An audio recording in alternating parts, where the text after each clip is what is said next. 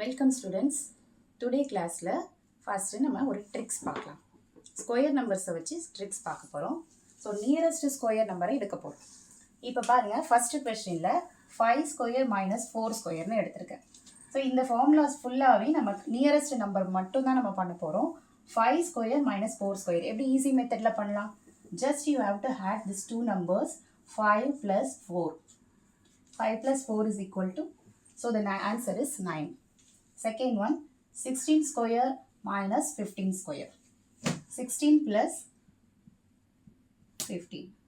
So the answer is 31. Third one, 22 square minus 21 square.